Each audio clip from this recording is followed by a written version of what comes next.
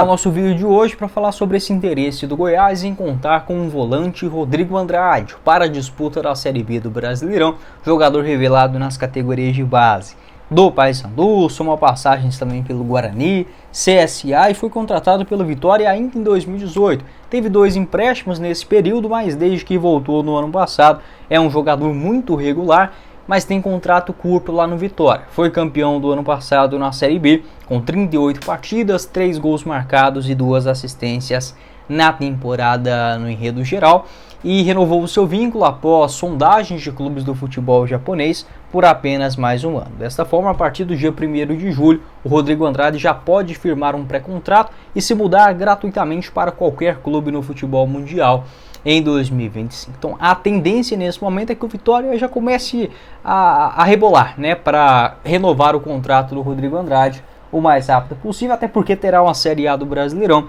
Se o jogador se destacar, tem 27 anos de idade, pode sim despertar o interesse de clubes, por exemplo, do exterior e vir com uma proposta muito maior.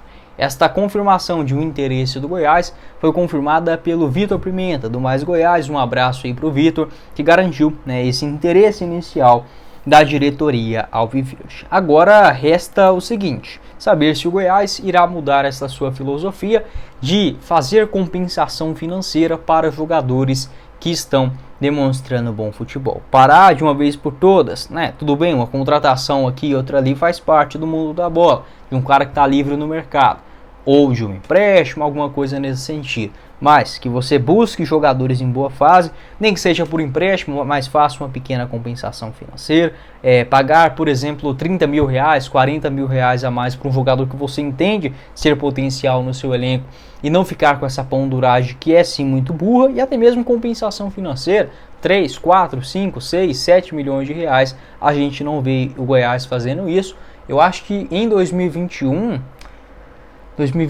22, acho que até o Goiás teve até compras maiores do que a gente esperava, como por exemplo foi o Nicolas naquela Série B, o Elvis também teve uma compensação financeira para ele sair do Cuiabá e depois parou. Por exemplo, no ano passado o Goiás não gastou nenhum real com absolutamente nenhum jogador. Acho que teve só o Alisson, né, que foi uns 500 mil reais pelo empréstimo daquele tenebroso atleta, né? Mas a culpa é sempre de quem contrata. Então vamos ver se o Goiás mudará essa postura. Eu duvido muito, tá? Desde o começo do ano, eu acho que o Goiás ele vai tentar usar esta janela agora para preparar um time, tá? Não sei se para esse ano, não consigo identificar pelas movimentações, contratações necessárias para o Márcio Zanardi fazer um time já forte no começo da Série B e brigar por esse acesso, mas pode acontecer, porque o Márcio é um bom técnico, conseguiu surpreender também, mesmo tendo times mais modestos no São Bernardo. A questão é que o Goiás não precisa ou não precisava ter um time tão modesto assim, tá? Isso daí que é a minha grande crítica.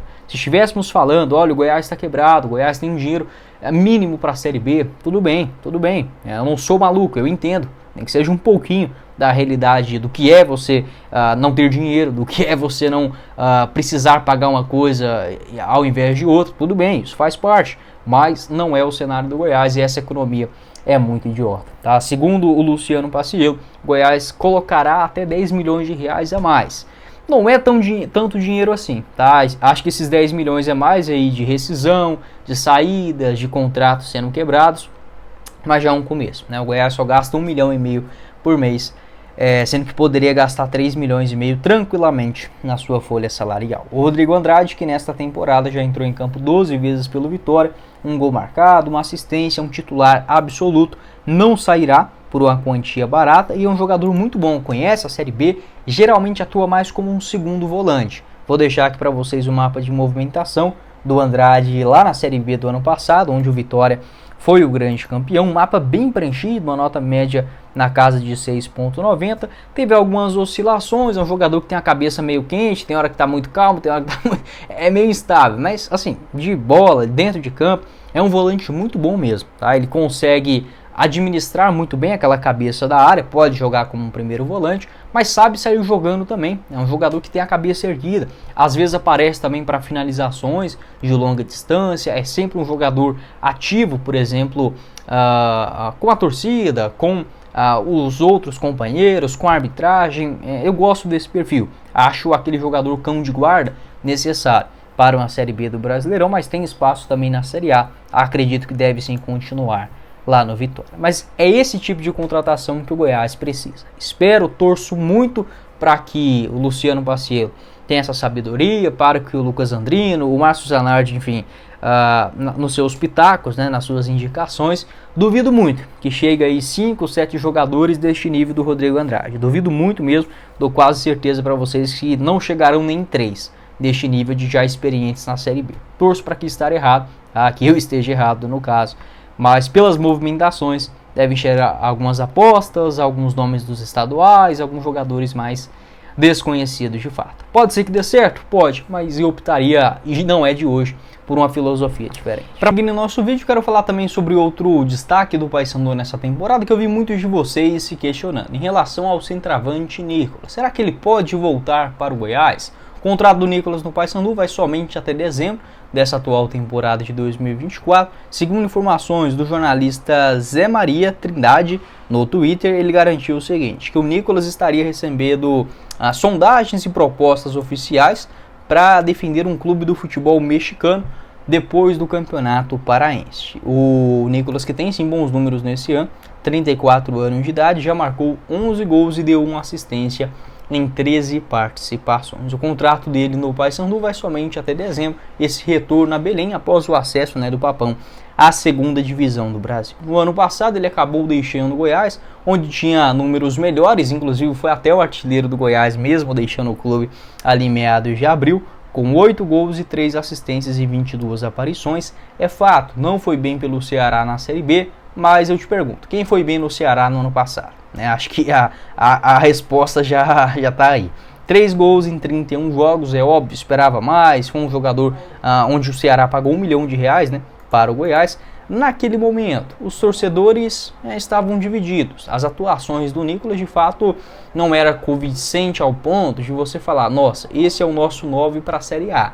Não, mas seria um bom reserva, assim como ele foi um bom jogador na Série A de 2022 e tenho absoluta certeza, se o Nicolas tivesse jogado pelo Goiás a Série A do ano passado, mesmo sendo um reserva, pelo menos uns 5 golzinhos ele tinha anotado, tá? Isso daí é líquido e certo, já que ele tem muito mais qualidade e recurso técnico do que, por exemplo, Matheus Peixoto, Matheus Babi e o João Magno nem se fala. Na Série A de 2022, ele disputou 29 jogos com 6 gols marcados. Até muitos torcedores falam, mas ele só faz gol em time fraco. Olha, eu não costumo olhar dessa forma não, tá? Acho que gol é importante em qualquer momento.